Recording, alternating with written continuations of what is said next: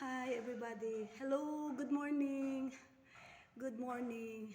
It's very hot. It's a good morning. It's a sunny day morning now. Hallelujah. So just finish exercise. Have the exercise. Yeah.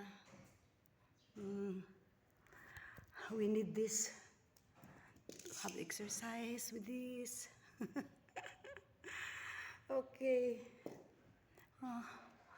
Okay, how are you, my dear fellow women's out there? How are you? We'll be continuing our Woman Thou Art Healed and Whole for our devotion. Because we are just we're still busy this time. So lots of we're doing this for our ministry, for our church anniversary, Thanksgiving on Sunday. That's why we are very busy preparing for that. That's why we still not have our Woman Thou Art Healed and Whole. It's so very hot. Hallelujah. Oh, no, my hair is so really wet. Hallelujah. Yeah.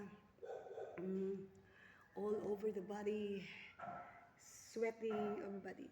But it's good. So you'll be healthy. Even my legs, oh. Oh my God. Hallelujah. Oh, yeah.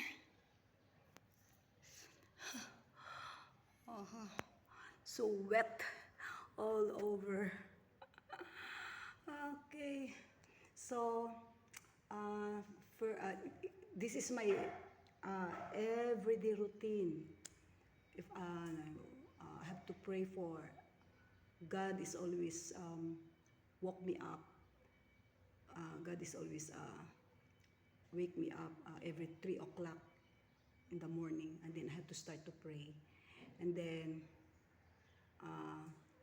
8 o'clock or 8 or 9 o'clock, I'll be here inside the church for my devotion again prayer, and then after the devotion prayer, doing my exercise, I have to do my workout.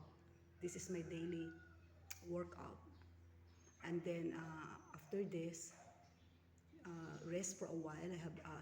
While resting, I have to cook for breakfast and lunch. It's there, breakfast and lunch, and after that, we have to eat, and I already rest my body, and then we go to shower. Yeah. Okay, so bye for now. Bye for now. Hug and kisses. I miss you guys. Bye bye. Bye bye. I'm sweating all over. I have to sweating all over.